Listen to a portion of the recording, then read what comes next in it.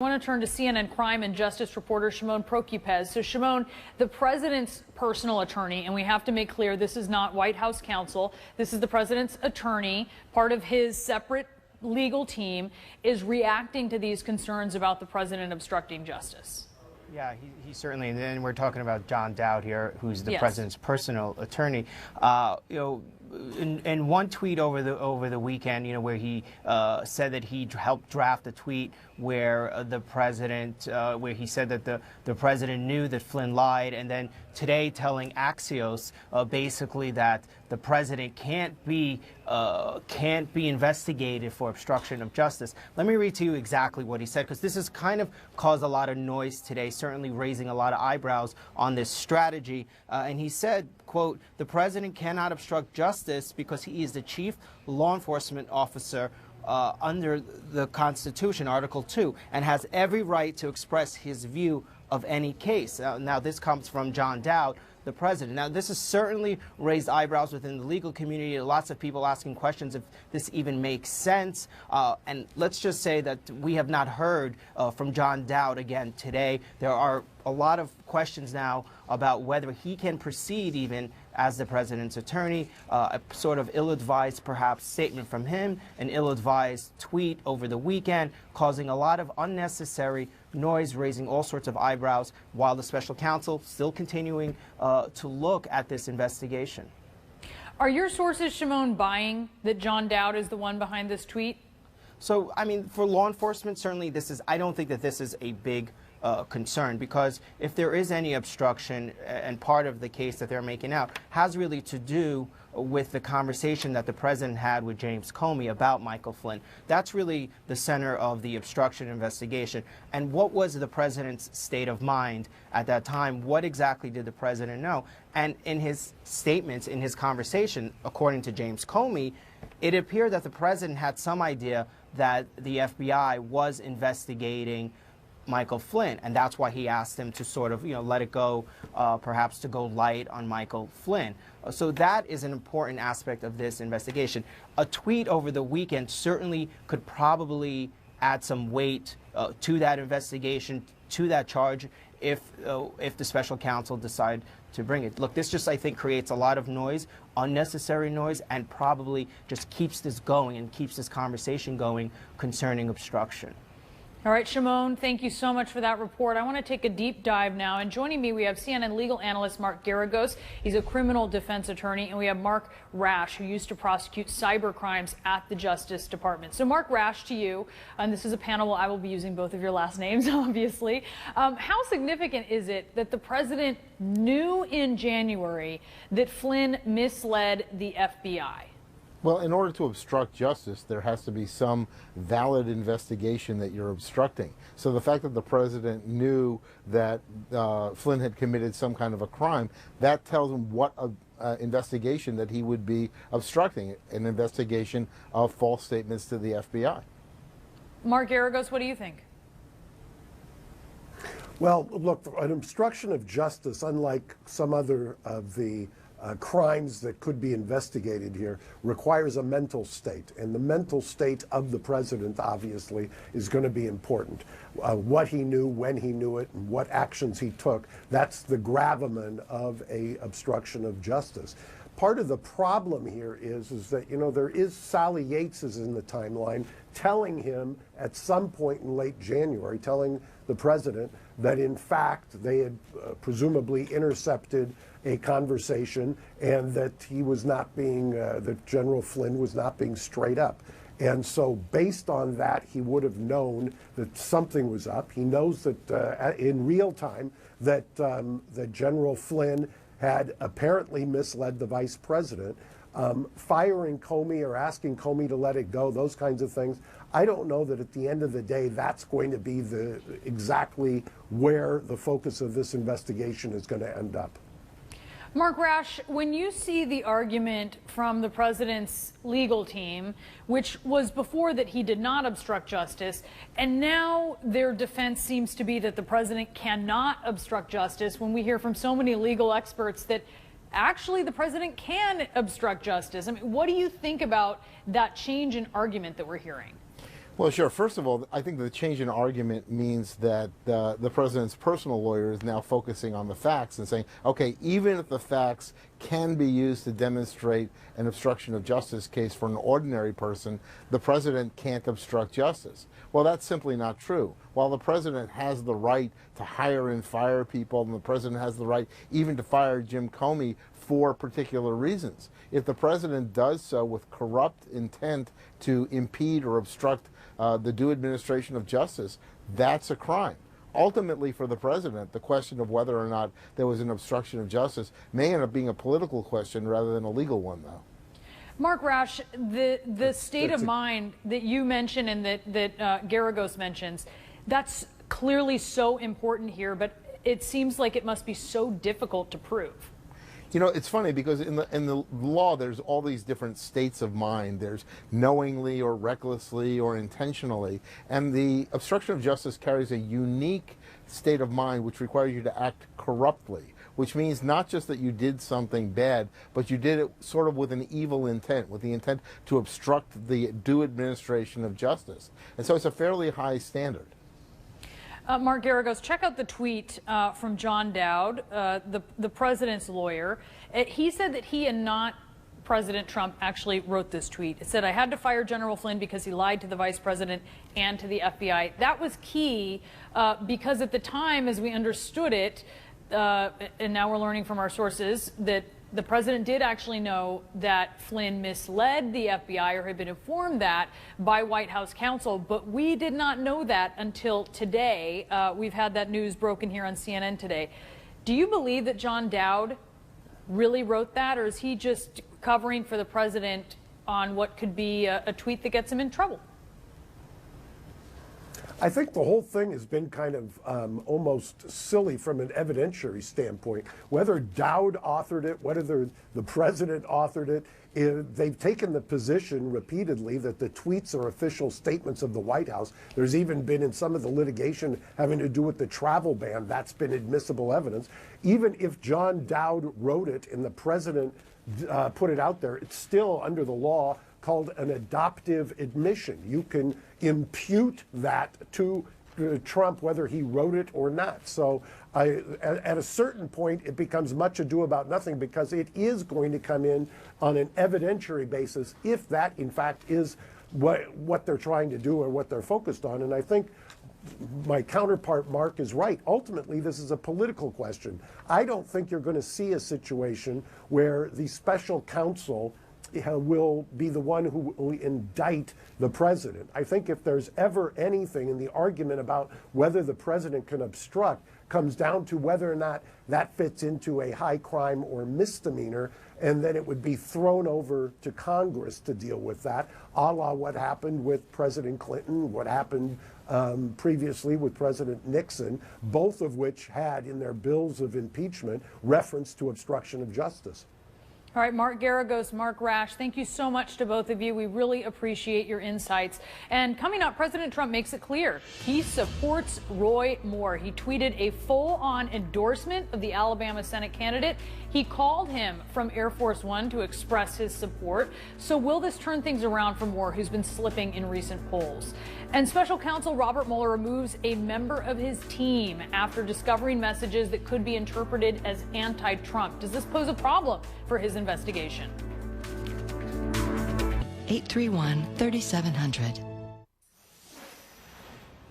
President Trump is going all in with his endorsement of Alabama Senate candidate Roy Moore. The president wrapped up an Air Force One phone call to the accused child molester with a message to him saying, "Go get him, Roy." And Moore released a statement which reads in part, "I am honored to receive the support and endorsement of President Donald Trump. President Trump knows that the future of his conservative agenda in Congress hinges on this election." Well, that certainly aligns with the president's Twitter endorsement today. Quote, "Democrats' refusal to give even one vote for massive tax cuts is why we need Republican Roy Moore to win in Alabama. We need his vote on stopping crime, illegal immigration, border wall, military, pro-life, VA, judges, Second Amendment, and more. No to Jones, a Pelosi Schumer puppet. Let's bring in Kaylee Hartung. She is live for us in Birmingham, Alabama. So, Kaylee, the president gave this endorsement sort of low-key last month, but this is full-throated support for Roy Moore. You've been talking to voters. Does this change anything, do you think?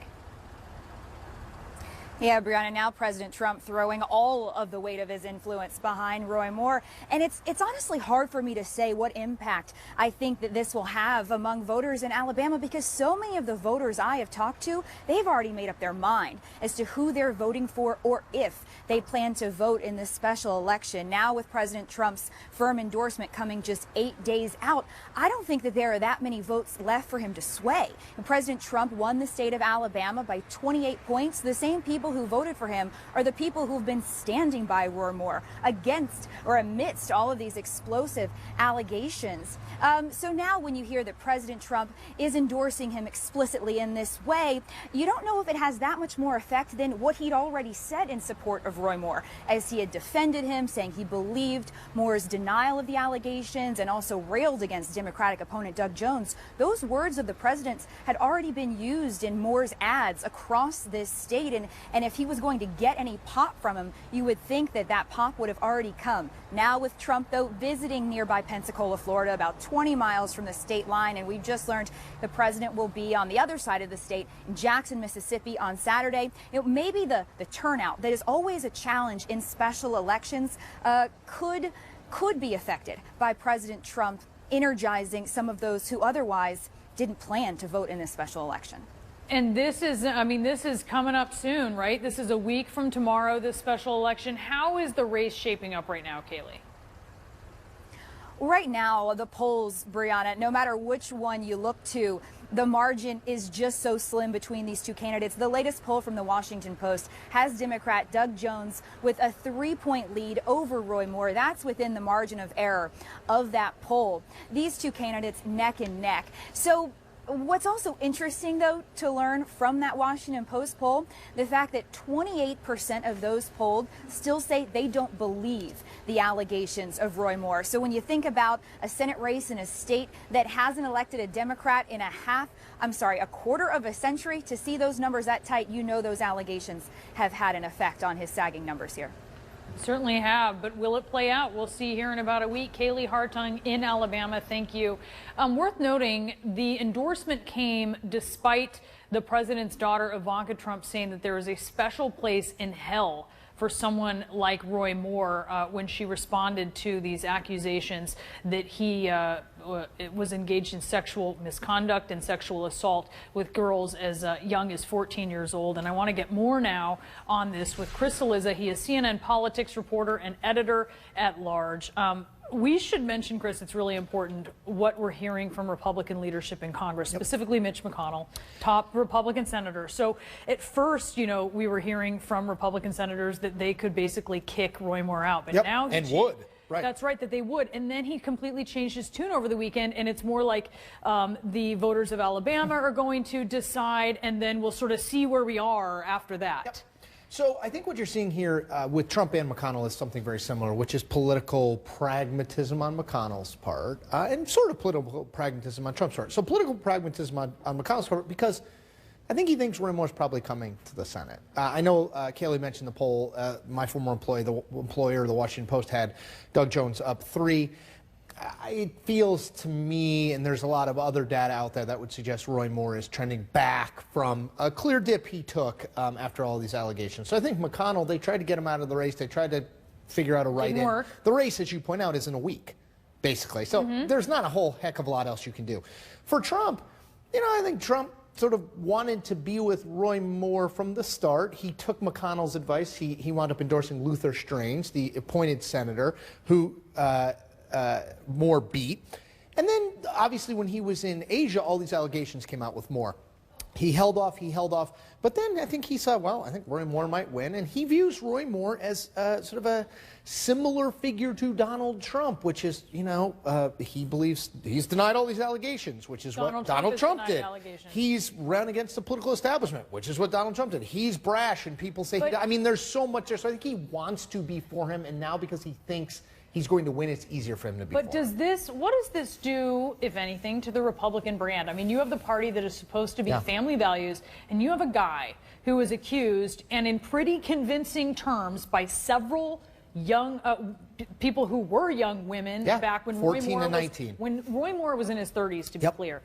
Does this hurt Republicans? Well, the Republican brand is not in great shape. No, I mean, it's not. point. It's freedom's just another word for nothing left to lose. Like they're in pretty bad shape. But I mean, look, Mitch McConnell has said, "I believe the women. This person is not fit to serve," and now he's saying, "Well, we'll let the people of Alabama decide." I have a feeling the people of Alabama are going to choose Roy Moore, and candidly, all of this talk that we heard a week or two ago that, well, if they seat him, Republicans will move to expel him. The last senator expelled from the Senate was in 1862 for support of the Confederacy. So it's been a while. And this idea that Alabama elected Roy Moore, now we're going to overturn it. The people of Alabama know what they're getting now with Roy Moore. It's not as though Roy Moore has painted himself as anything other than what he currently is, so he denies these allegations. So I think it would be hard to overturn that. And I think the most likely outcome 8 days out is Senator Roy Moore for the foreseeable future, which, yes, to answer your question in a roundabout way, is problematic even for a Republican Party that is not in a great place right now brand-wise. All right, Chris Cillizza, thank you so much for that. An FBI agent reassigned from the Russia investigation. He was booted from Robert Mueller's team by the special counsel Robert Mueller. This happened after an internal review found messages that could be perceived as anti-Trump. So we're going to talk about what we know about that agent next. Plus, is the U.S. moving closer to military action against North Korea? We have a new warning from a senior senator who is suggesting that American families should leave South Korea. This President Trump is slamming the FBI in the Russia investigation after reports that special counsel Robert Mueller removed a top FBI investigator from the Russia team last summer. Now, Mueller removed the agent because he had sent texts that could be interpreted as pro-Hillary Clinton and anti-Trump. Trump hit back with a tweet over the weekend saying, report anti-Trump FBI agent led Clinton email probe. Now it all starts to make sense. I want to talk more about this now with CNN Justice reporter Laura Jarrett. So I want you to tell us about this FBI agent, but we do know that this is someone who helped lead the Clinton email investigation, which, keeping in mind the Clinton folks hated that. And you saw how the FBI dealt with that right up before the election.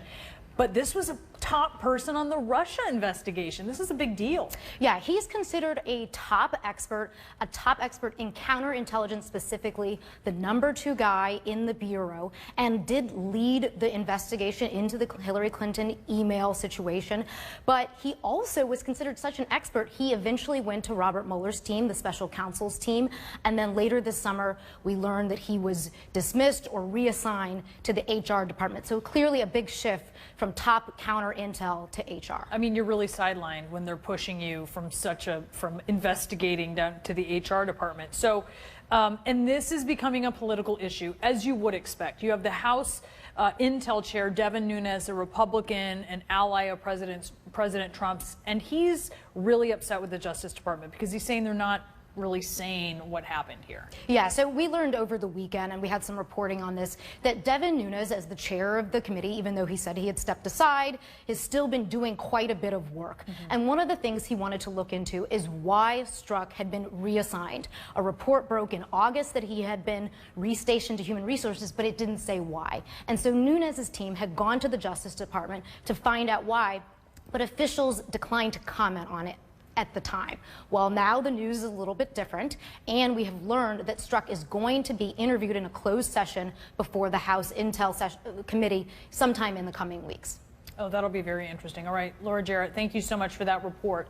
And next, the president used the removal of that FBI agent to re-up his attacks on the FBI. He said the agency's reputation is in tatters. A former FBI assistant director will weigh in on those comments next.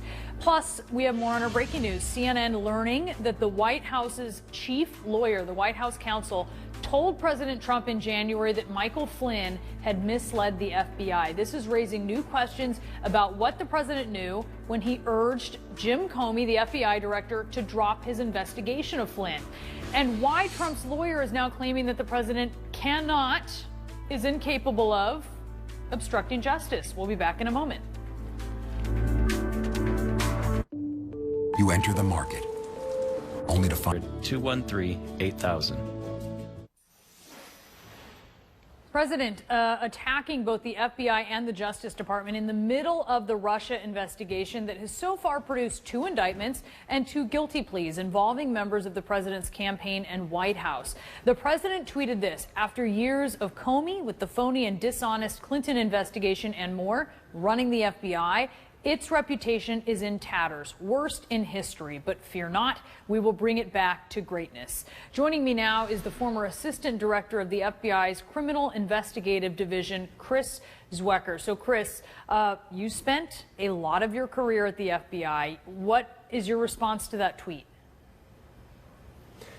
I'll tell you what, as someone who spent 25 years in the FBI, and I bought into the fidelity, bravery, and integrity motto of the FBI. To see that third leg of the stool there, integrity, take a hit is painful. I mean, it's extremely painful for those of us that served to see that happening. And I know that this agent is by reputation a very good agent, but he made a huge mistake, and he is now a defense witness. What do you think about the current FBI director staying silent on all of this? Well, Chris Wray is a very quiet person by nature. He's not going to seek out the press, even less so than former Director Mueller, who had a reputation for not being out there in the press. But he's constrained. Number one, it's the special counsel, and he's not going to interfere in any way with that or comment about it. Number two, it's a personnel matter, which by federal law and privacy laws, he can't comment on. So I think his hands are pretty well tied on this one. And we've been hearing that from a number of people. They also say, you know, you just stay out of something like this. Don't make it political. I want to get your reaction. Right. We do have some breaking news that the White House counsel actually told President Trump in January that Michael Flynn had misled the FBI.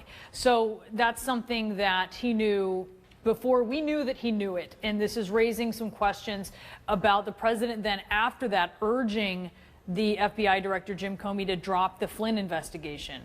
Some people have said this may be part of an obstruction really case that could be built. What do you think? Well, I'll tell you, as a lawyer, he's literally a nightmare as a client.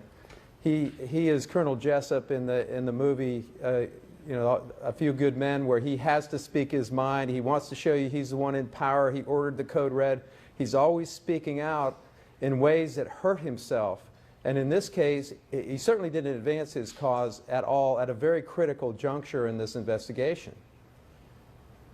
So that's what you, but how bad can the way he speaks and what he tweets and how badly can that affect him? You bring up this example that I think we're all pretty familiar with that movie, but is he really in a situation of self-incrimination, especially when there's a tweet that went out where he said he fired Flynn because he misled not only Pence but the FBI, and then you have his personal lawyer saying, actually, no, I drafted that.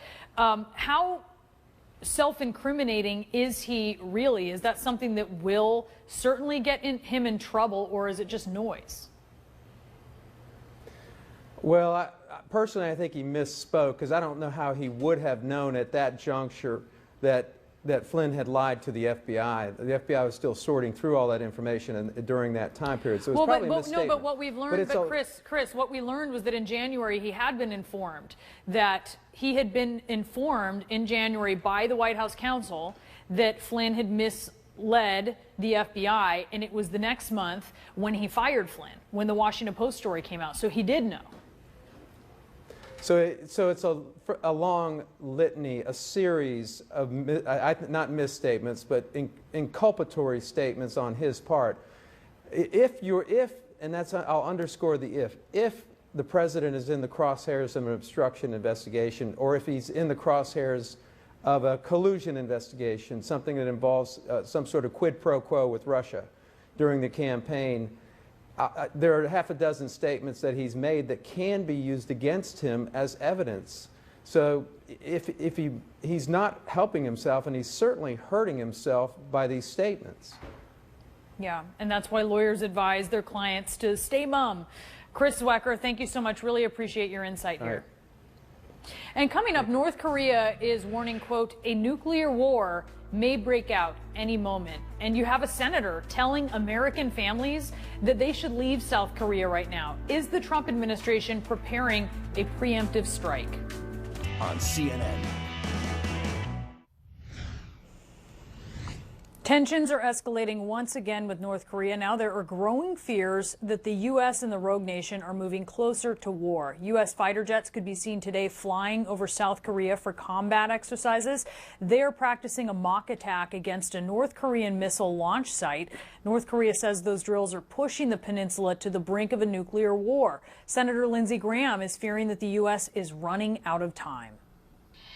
I'm going to urge the Pentagon not to send any more dependents to South Korea. South Korea should be an unaccompanied tour. It's crazy to send spouses and children to South Korea given the provocation of North Korea.